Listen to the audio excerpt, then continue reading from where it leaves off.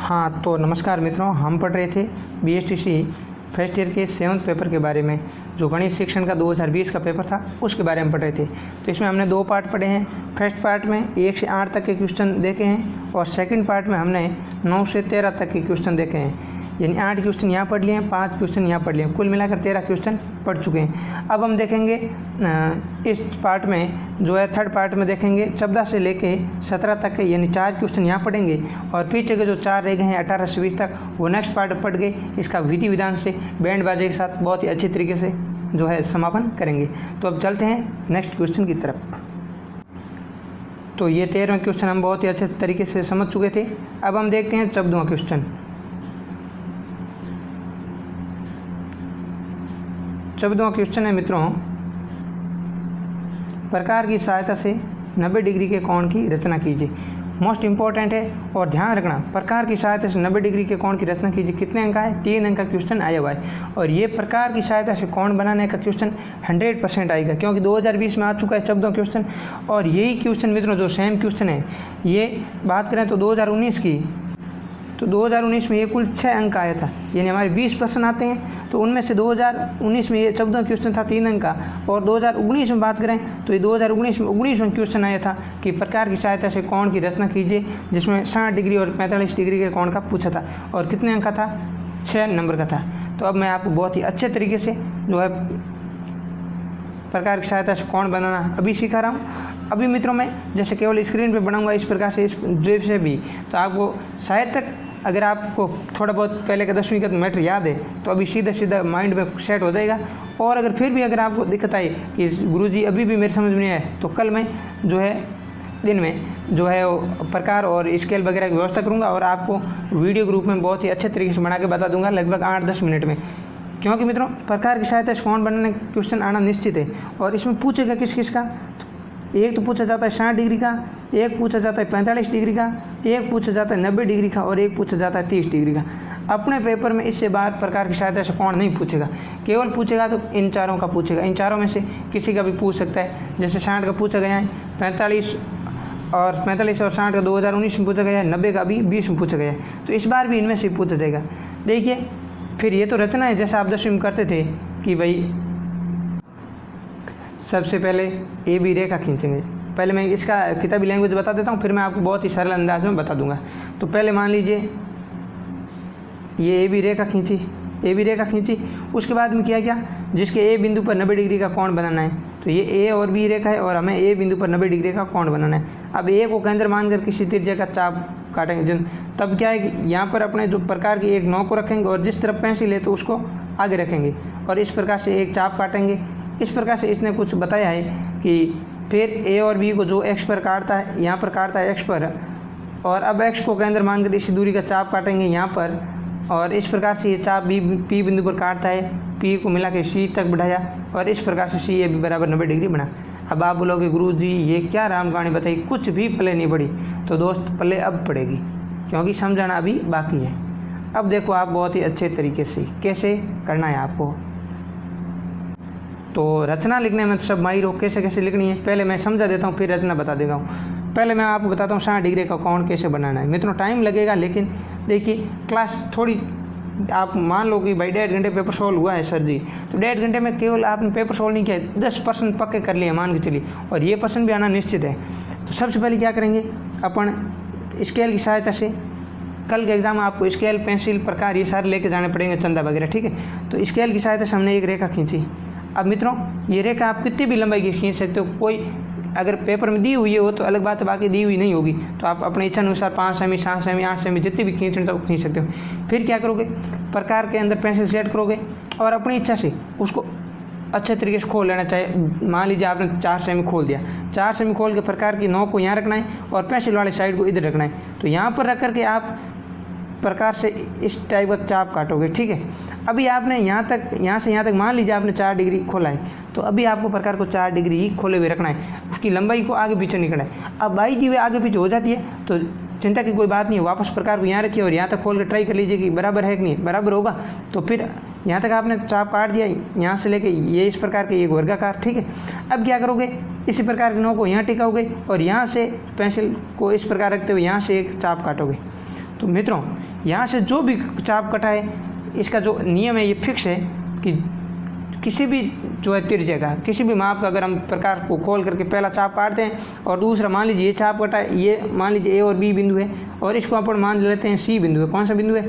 सी बिंदु है। तो अब सी बिंदु पर प्रकार को रखेंगे और पेंसिल को आगे की तरफ रखेंगे और यहाँ पर चाप काटेंगे और जो भी चाप कटता है मित्रों हमेशा इसका मान है वो 60 डिग्री ही होता है। कितना होता है? 60 डिग्री। तो 60 डिग्री का कोण बन चुका है, 60 डिग्री का कोण बन चुका है। बहुत ही अच्छे से क्लियर हो गया। अब मैं नेक्स्ट बता देता हूँ 90 डिग्री का। वैसे मैं इसी में बता दूँ मेरे ख्याल से तो थोड़ा बेहतर रहेगा, फटाफट हो जाएगा। ठीक है, 90 डिग्री का बनाना हो तो आपने ये चाप यहाँ तक काटा है, यहाँ तक काटा है ना। थोड़ा सा मैं और इसको हटा देता हूँ, 1 मिनट है। हाँ ठीक है। अब देखिए यहाँ तक पहला चाप काटा, 60 डिग्री कटा है। अब क्या करेंगे, प्रकार को वापस यहाँ पर रखेंगे, प्रकार की नोक को, और पेंसिल को आगे की तरफ रखेंगे और इसी सेम त्रिज्या जितना यहाँ पर 4 सेमी खोला हुआ है यहाँ भी 4 रखना। अब 4 कोई फिक्स नहीं, आपके मन में आए तो 3 रख सकते हो, 5 रख सकते हो, कोई दिक्कत नहीं है। ठीक है, फिर यहाँ पर रख के आपने एक चाप और काटा तो अब 60 डिग्री का चाप करता है। हमेशा प्रकार से 60 डिग्री का कोण बनता है। तो 60 डिग्री का यहाँ बन गया और आगे गया तो यहाँ पर 60 यानी 120 डिग्री। अब अगर आप इसको यहाँ से मिलाओगे ना तो ये 120 डिग्री का कोण बनेगा। कितने का बनेगा? 120 का। अब क्या करोगे आप, 120 का बनाना है तो ऐसे बना सकते हो। अब क्या करोगे, यहाँ 60 है और यहाँ 120 है तो अब प्रकार को एक बार तो यहाँ पर रख के इस प्रकार से प्रकार 9 को यहाँ रखोगे और यहाँ से चाप काटोगे। फिर प्रकार को यहाँ से हटा करके आप यहाँ पर लाओगे वापस 60 डिग्री वाली लाइन पे और यहाँ से खोल करके ऊपर की तरफ चाप काटोगे। तो दोनों चाप जहाँ पर भी मिलेंगे मित्रों ये जो अपना जो भी कोण बनेगा 90 डिग्री का बनेगा। ठीक है, तो यहाँ पर जो भी कोण बना 90 डिग्री का बन गया। तो 90 डिग्री का बना लिया आपने और 45 का भी बना चुके, 90 का बना चुके हैं। 90 का बनाने के बाद में बात करें 60 का हो चुका है, 90 का हो चुका है, 120 का हो चुका है। अब मान लीजिए किसी को मन में एक सर मुझे तो परीक्षा में 30 डिग्री का आया था तो कोई बात नहीं, 30 का आया था तो ऐसे करो यहाँ 60 तक तो यहाँ तक बना था, यहाँ तक अपने 60 डिग्री का कोण है जो बन चुका था, यहाँ तक 60 डिग्री का बन चुका था। तो अब प्रकार को उतना ही खोल के रखना है। एक बार यहाँ से खोल के रखो और उस आगे की तरफ चाप काटो इस तरफ, क्योंकि 60 का आधा हो जाएगा 30 तो। और फिर प्रकार को यहाँ से यहाँ पर 9 प्रकार की रख के पेंसिल को इस तरफ रख के यहाँ से चाप काटना है और अब जो भी बनेगा 60 का आधा 30 यहाँ पर बन जाएगा। ठीक है, फिर हमने देखा, वापस मैं समझा देता हूँ थोड़ा सा। पहला चाप काटा 60 डिग्री का, फिर अगला 120 का, दोनों को मिला के काटा तो 90 का बन चुका है। ठीक है, फिर हमने देखा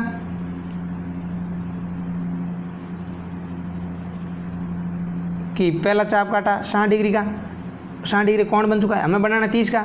तो यहाँ पर प्रकार को रखे एक चाप इधर से काटो और एक बार प्रकार को यहाँ से रखे सेम त्रिज्या का खोल के रखना है और 30 डिग्री का बन चुका है।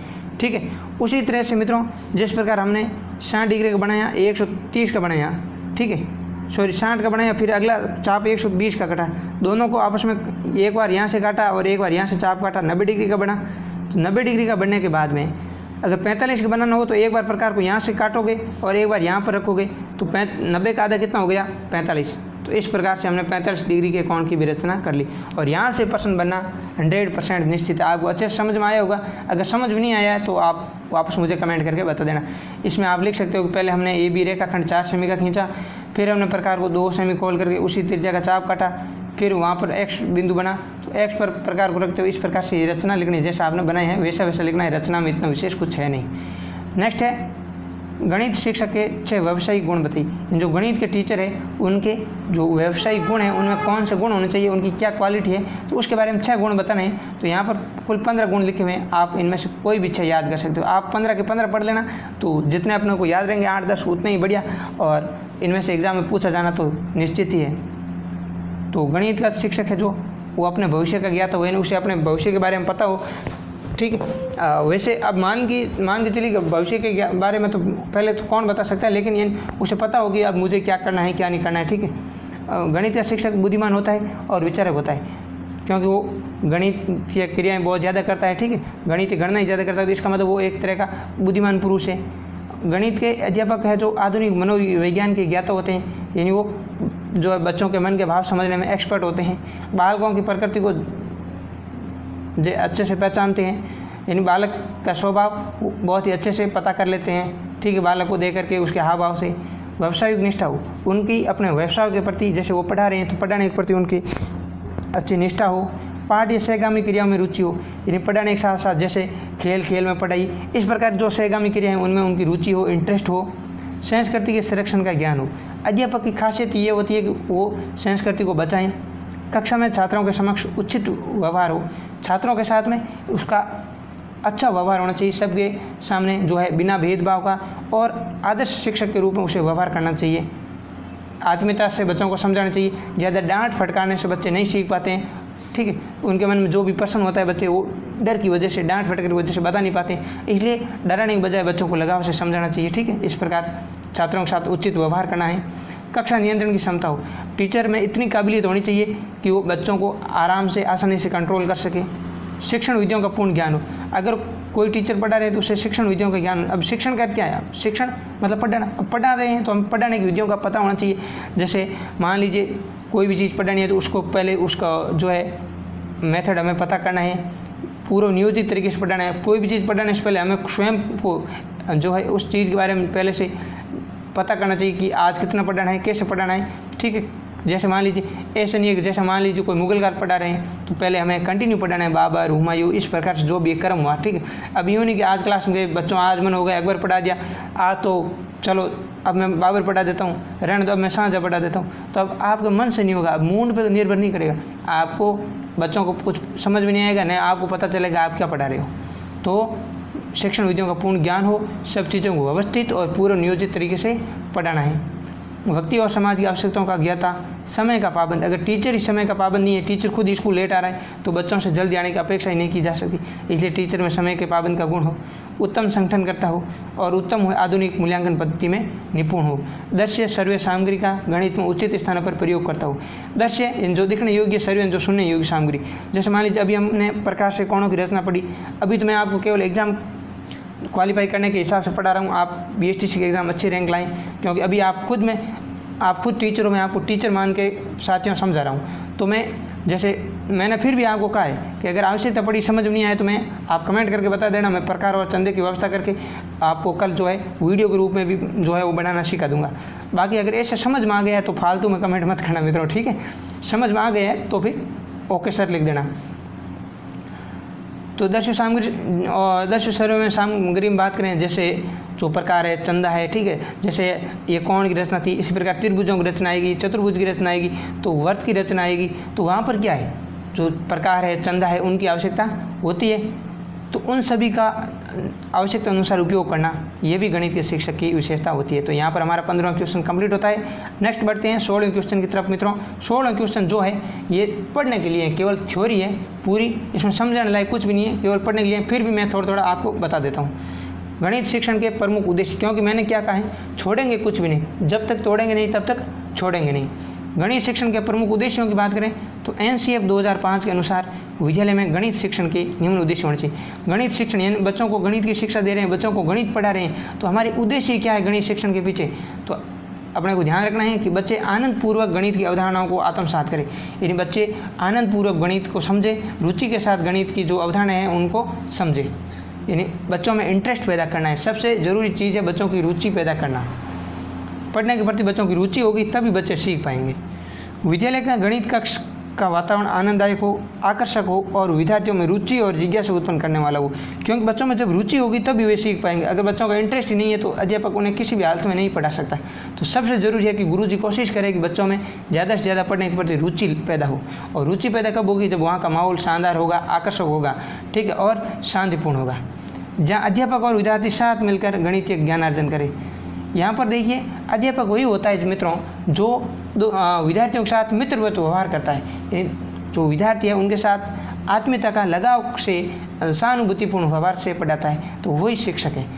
इससे क्या होगा, जो अध्यापक है वो बच्चों को आत्मीयता से उनके साथ मिल करके सहयोग की भावना से गणितीय ज्ञानार्जन करेंगे।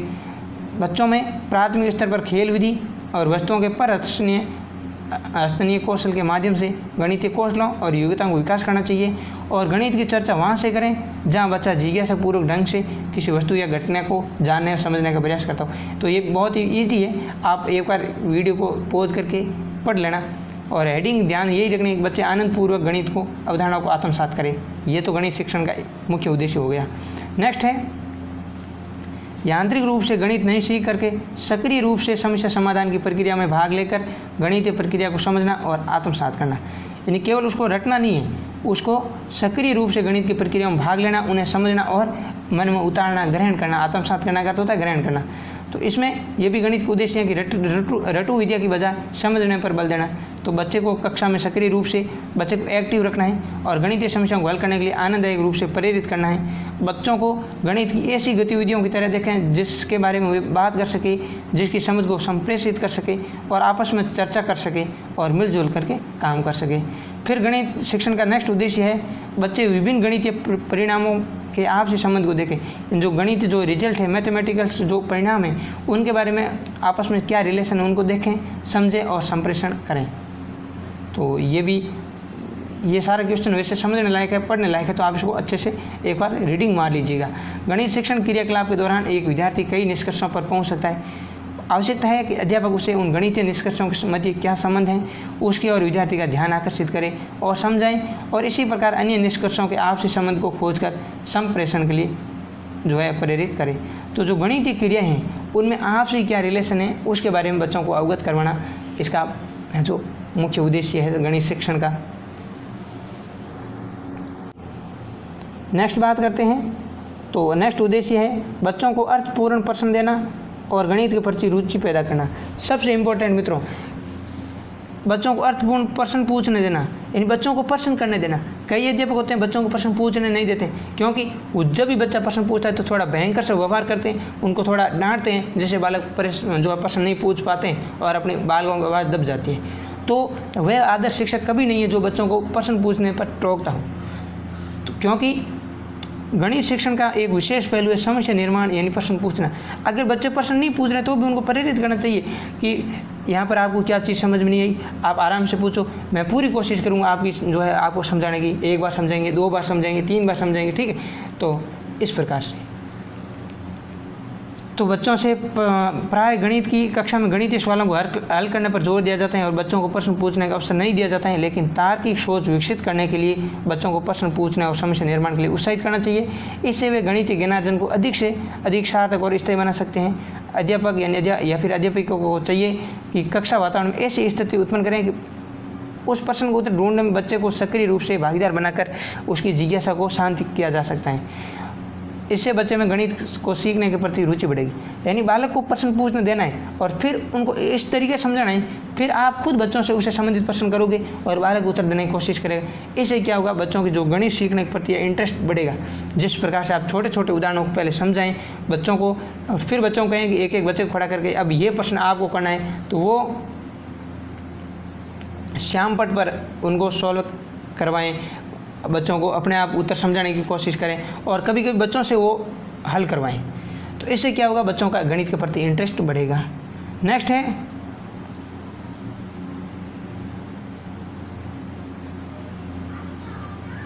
गणित के बुनियादी ढांचे को समझना।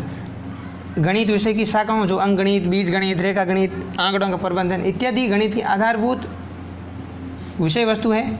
ये सभी अमूर्तकरण करने, नियम संरचनाएं बनाने और गणितीय ज्ञान का व्यापीकरण करने में मदद करती है। सामान्यतः गणित की अवधारणा पहले सीखी गई अवधारणाओं या संकल्पना पर निर्धारित होती है। इन अवधारणाओं में परस्पर संबंध होता है जो समस्या समाधान में कहीं सरल तो कहीं जटिल के रूप में सामने आता है। अध्यापक को चाहिए कि वे इनका आपस में प्रयोग करना विद्यार्थियों को सिखाएंगे। तो मित्रों, इसमें समझने लायक कुछ भी नहीं है और हेडिंग आपको ध्यान रखनी, गणित के बुनियादी ढांचे को समझना और बाकी जो चीज़ है आप खुद पढ़ोगे तो ही समझ में आएगी, क्योंकि ये केवल और केवल थ्योरी है जिसको आप खुद को अध्ययन करना है। जो चीज़ समझने लायक होगी, बहुत सारी चीज़ें समझने लायक है, उनको मैं आपको अच्छे तरीके से समझाऊंगा, ठीक है। नेक्स्ट है, अभी हम पढ़ चुके हैं ये कि भाई गणित के बुनियादी ढांचे को समझना। तो नेक्स्ट है इसका गणित शिक्षण का उद्देश्य वो है कि गणितीय संकेतों के निरूपण और संप्रेषण की क्षमता का विकास करना। दैनिक जीवन की समस्याओं को गणितीय संकेतों के द्वारा निरूपित करना, ठीक है, और संप्रेषण करने के कौशलों का विकास करना गणित शिक्षण का एक महत्वपूर्ण उद्देश्य है। जैसे वर्त के व्यास, जैसे मान लीजिए वर्त है जो गोलाकार आकृति, इसी को वर्त कहते हैं, और ये वर्ग है, इसमें 4 भुजाएं समान होती हैं। इनके बारे में सबके बारे में बहुत डिटेल में हम आगे यूनिट्स में पढ़ने वाले। लेकिन जो वर्गाकार आकृति है तो ये अपना क्या है, वर्ग है। जैसे मैं एक वर्ग का निर्माण कर देता हूँ अच्छे से, ये वर्ग है मित्रों, क्या है, वर्ग है। अब वर्ग के व्यास तथा परिधि का अनुपात निश्चित होता है। अब बच्चों को समझना चाहिए, जो ये मान लीजिए वर्त है, ये इसका केंद्र बिंदु है। व्यास क्या होता है मित्रों, जो वर्त को बराबर 2 भागों में डिवाइड कर देता है, तो ये व्यास निश्चित होता है। और परिधि क्या होती है, परिधि यानी जो इसकी जो कंप्लीटली बाहर की जो लंबाई है, ये परिधि है, तो इनका अनुपात निश्चित होता है। समस्याओं को गणित की भाषा में व्यक्त करने और उनका हल बच्चों की सोच का गणितीयकरण करके प्राप्त करने के लिए प्रेरित करना आवश्यक है। तो ये गणित शिक्षण के कुछ उद्देश्य थे। जैसे अभी हम देखें तो ये 16वां क्वेश्चन गणित शिक्षण के उद्देश्य का था। इसके पहले 15वां गणित शिक्षक के 6 व्यावसायिक गुण थे, क्या है, बहुत ही अच्छे से हम समझ चुके हैं। और फिर हमने देखा कोणों की रचना। तो आज की क्लास में हमने देखा क्वेश्चन 14, 15 और 16। इससे पहले फर्स्ट वीडियो में 1 से 8 तक पढ़ चुके हैं 8 क्वेश्चन, सेकेंड में 9 से 13 तक के पढ़ चुके हैं, ठीक है। 5 क्वेश्चन सेकंड में पढ़ चुके हैं, 8 यहाँ पढ़ चुके हैं। और अब हमने देखा है 14, 15 और 16। इनमें से मान लीजिए ये जो कोणों की रचना है, इसको तो गांठ बांध के रख लीजिएगा अच्छे से। इतना सॉलिड मैटर है कि इसमें से परसेंट आना 101% आना ही आना है। 99% आप मान लीजिएगा कि कोण का परसेंट आएगा, 99% पूरा चांस है, क्योंकि 2019 में भी कोण के 6 नंबर के क्वेश्चन आ चुके हैं, 60 डिग्री और 45 डिग्री का कोण बनाने का, और 2020 में 90 का आया है, तो वापस यही प्रश्न आने के चांस है। और कोण जो मैंने बताए मित्रों, इसके बाहर का कोई प्रश्न नहीं आएगा। तो क्लास अच्छी लगी हो तो लाइक ज़रूर करें, प्यारा सा कमेंट कर देवें, और अधिक से अधिक मात्रा में दोस्तों आप बिना के ही क्लासों को शेयर ज़्यादा किया करें। आप जहाँ भी अगर एग्ज़ाम देने जाते हैं तो वहाँ पर एग्ज़ाम सेंटर में जो आपके मित्रगण हैं उनको भी इस चैनल से अवगत जरूर करवाएं। तो ये आपका काम है, अधिक से अधिक मात्रा में दोस्तों के साथ शेयर करें, और चैनल पर कोई भी भाई बंधु फर्स्ट बार विजिट कराएं तो सब्सक्राइब जरूर करें। धन्यवाद। फिर हम मिलते हैं नेक्स्ट क्लास में जल्द ही। इस क्लास का अब जो नेक्स्ट पार्ट होगा, एंडिंग होगा, जिसमें 2020 के पीछे बचे हुए 17, 18, 19, 20 इन चारों क्वेश्चनों पर अच्छे से चर्चा करेंगे, और इस पेपर का विधि विधान से बैंड बाजे के साथ समापन करेंगे। धन्यवाद। जय हिंद, जय भारत।